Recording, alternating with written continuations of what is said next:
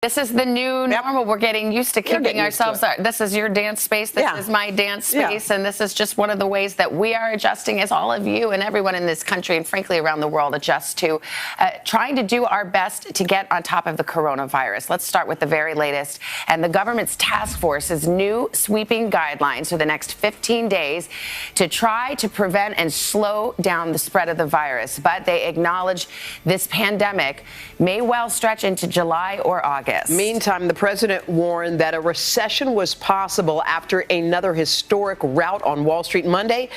The Dow and the S&P 500's worst day in 33 years and the Nasdaq's biggest one-day plunge ever. And new this morning, officials in Ohio have pulled the plug on today's primary over fears of exposing voters and poll workers to the virus. As we start our coverage this morning, an update on the number of coronavirus cases in the U.S. It stands at more than 4,400 with 88 deaths. Our team is spread out covering all this. We'll get things started with NBC's Tom Costello. Hey, Tom, good morning. Hey, guys, good morning. So listen, that dramatic spike we saw in the number of cases is because the U.S. is now ramping up testing. By an NBC News count, 33 tests so far nationwide. That is a drop in the bucket compared to South Korea, which is doing 15,000 each day.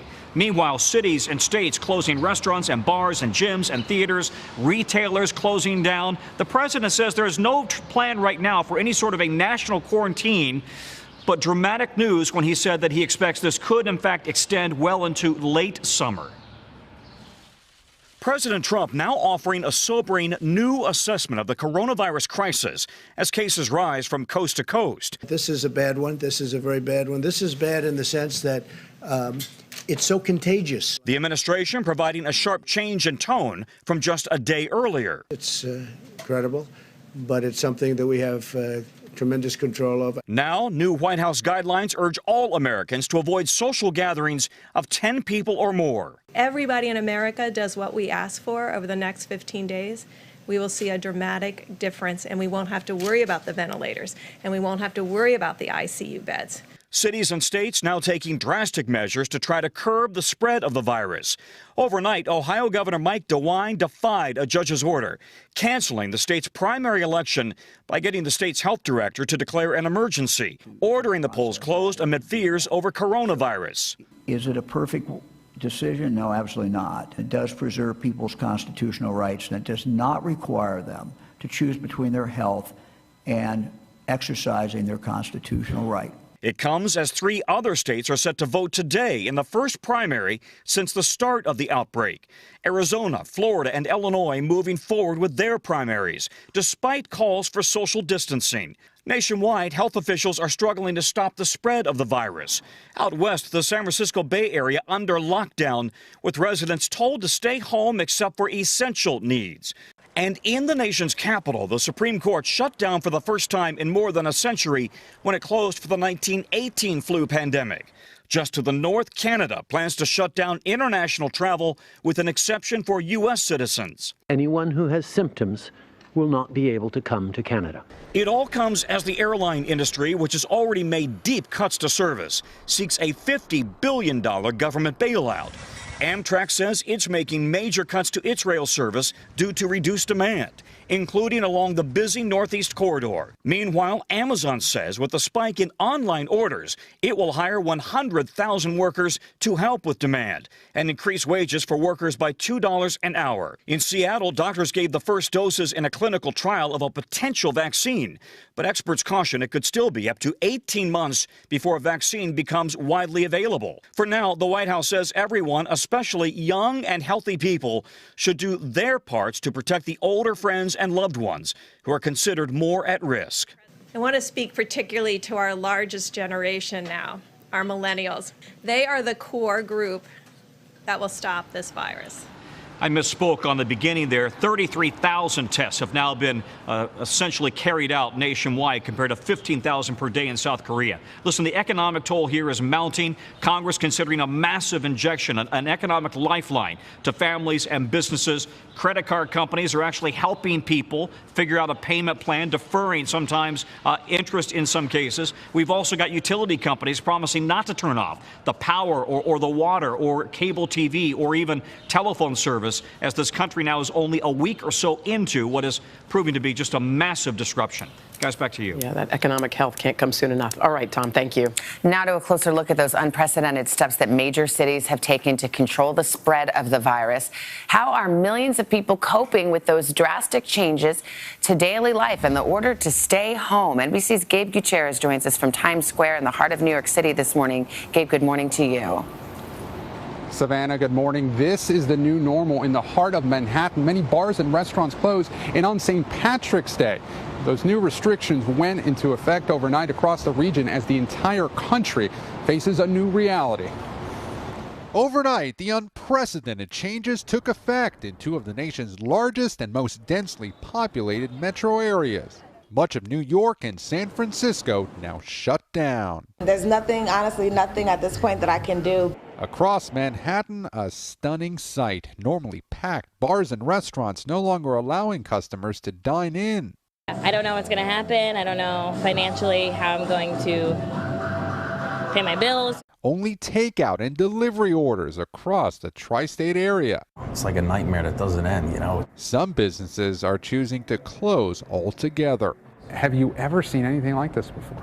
The only thing close was Sandy. It was very hard to come back from. Most people live paycheck to paycheck, right? We're mom and pops. We're small business. We count on every day, every week. Across the region, schools are shut down. Real decision makers have to factor in everything, because the ramifications of people's lives are that great. New York City is starting online classes next week and planning to distribute 300,000 devices to students in need. Casinos, movie theaters, and gyms are also shuttered. I need this place. This place is my sanity. I love it here. The sharp increase in coronavirus cases leading to an even more drastic order in the San Francisco Bay Area. 7 million people are being told to shelter in place for 3 weeks. These measures will be disruptive to day-to-day life, but there is no need to panic. Still, much like New York, essential businesses like grocery stores, pharmacies, and gas stations will stay open. Dinner's ready. Lindsay Vaughn supports the restrictions. She's 8 months pregnant, working from home with her husband and toddler. I'm due in 9 weeks, so just a little bit worried about hospital capacity at that point. Businesses and the communities they serve coming face to face with a new reality from coast to coast. For those businesses that do stay open, New York Governor Andrew Cuomo says that at least half of their employees should work from home. Savannah? All right, Gabe Gutierrez in Times Square for us. New Jersey Governor Phil Murphy put tough new restrictions in place in his state yesterday and suggested a curfew for non-essential travel. The governor joins us this morning. Governor, good morning. It's good to see you. Good morning, Savannah. We see what's happened in New York City. We see what's happened in San Francisco, where the mayor has ordered people to stay at home, to shelter in place. Is that kind of dramatic action, a lockdown of sorts, something that you could see happening in your state?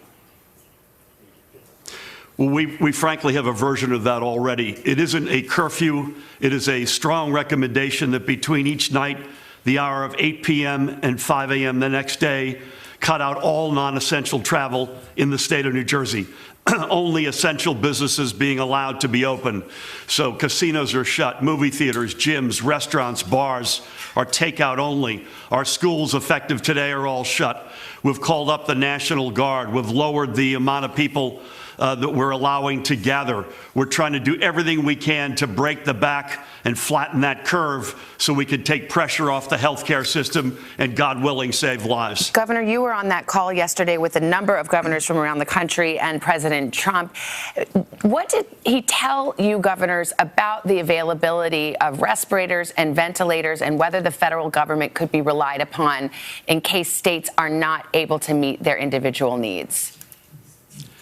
So we've had an ask in of the federal government. We've had a good back and forth and good relationship with them. Our number one objectives are personal protective equipment for our healthcare first responders, boots on the ground. The good news from that call yesterday, FEMA will help us stand up some drive-through testing, which we desperately need. And ultimately, we're going to need a lot of money to put our economy back on its feet. The White House has generally been accepting of the asks. We've gotten a fraction of our personal protective equipment. They said, listen, we'll do our best, but you all are going to have to go out and help source some of this yourself. The problem is this stuff's not lying around. Everybody wants it. FEMA comes in, by the way, with their own equipment, which is an important step, an important point to make. But we will continue to make those asks of the federal government. Governor Cuomo of New York has said that he believes that the Army Corps of Engineers should come in and start constructing makeshift hospitals now, in anticipation that there will be overcapacity soon. Is that something that you echo? Do you think there needs to be hospitals constructed from the ground up? Potentially. We did a lot of our actions, by the way, yesterday, as we have over time, in concert with New York and Connecticut, and I might add now Pennsylvania. It's part of the reason, Savannah, we've called up the National Guard, because the National Guard can play a multitude of roles, including in engineering and helping us construct. I think we're probably first going to look at wings of hospitals that have been closed to reopen, and then full hospitals. We don't have many of them, but we've got some of them that are closed that can be reopened, and maybe dormitory settings that can be converted to a quarantine setup. Is the Army Corps a potential down the road? Absolutely. We're gonna take this in phases. Governor, before I let you go, I just have a few seconds. This issue of testing has just really dogged the response. Do you feel at this moment that the red tape has been lifted, that you're able to test at the capacity you need to? I think what we've said to our people is, by the way, this is no time to panic. It's also no time for business as usual. And that's a mantra that we've been trying to preach. Each day, the testing reality is better. We will have a meaningfully stronger regime by the end of this week. I'm not sure all the red tape has been lifted, because you have to do this right, both the intake on the front end and the testing on the back end. But we're getting to a much broader, higher scale reality sooner than later in New Jersey. All right, New Jersey's Governor Phil Murphy, thank you for your time this morning, sir, on a busy, busy day. We turn now to NBC News medical correspondent Dr. John Torres, NBC senior business correspondent Stephanie Ruhle. Good morning to both of you. I'll turn the testing question. I think we have to ask it every single day, because if you're not testing and you're not analyzing results, you're not containing the spread of this virus. And I've said before, testing is the linchpin to getting this whole thing under control. And Dr. Tedros, the director of the World Health Organization, even said test, and then test some more. That's so essential that we do it. I've talked to some friends of mine across the country that are ER doctors as well, and they're telling me just yesterday that it's gotten a lot better than it was a week ago, but there's still a little bit of room for improvement. They can get those tests. There still seems to be a delay of a few days to get the results. Getting them right on time would be much, much better. As the governor was saying, you see places like New Jersey, New York, San Francisco taking these drastic measures and in some cases locking down the cities. You're a medical professional. If you were giving advice to cities around the country, would you say, let's lock it down? You know, I would say it depends, because you have to look at the whole spectrum of what's going on. And to lock down the whole country is a very, very drastic move. So I would say if you have outbreaks in your area, or it looks like the numbers are starting to climb up, then go ahead and start taking these drastic measures. And like the governor said, phases. Start doing things in phases. And I think that's what we heard yesterday in the conference. People aren't listening, though, to a lot of these warnings. That's the trouble. And that is the trouble. And hopefully, and that's what Dr. Fauci said yesterday, hey, we're going to do this in phase. We're going to see what happens. If America responds, then we don't have to go much further. If they don't, everything's on the table. Yeah, I mean, it is over the. It's on us to do what we're told to do, or else it'll become mandatory. Stephanie, let me turn to you. Another just a bloodbath on Wall Street in terms of the markets, but also there's talk about different things that could be done to help people who, starting today or last week, aren't getting a paycheck anymore. Still have bills and still have rent to pay.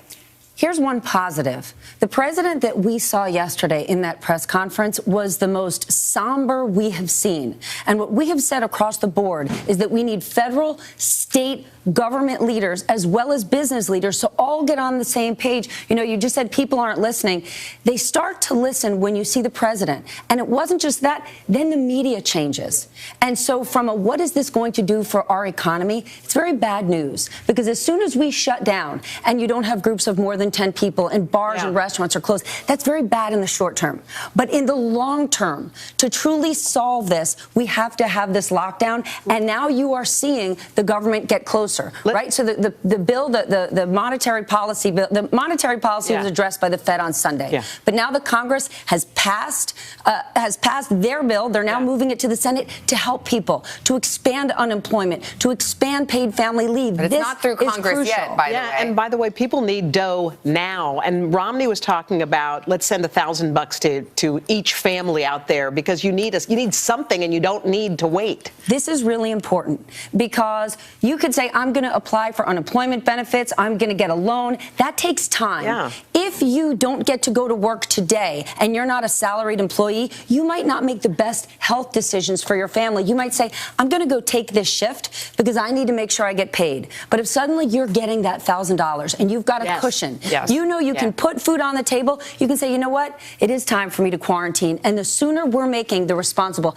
health decisions, the sooner the economy will come out the other side. Yeah, absolutely. Thank you, Steph. 3/5 of the U.S. workforce are hourly employees. Wow. Yeah, that puts it in perspective. Imagine if they had a little extra cushion. Yes. They could make the best choices.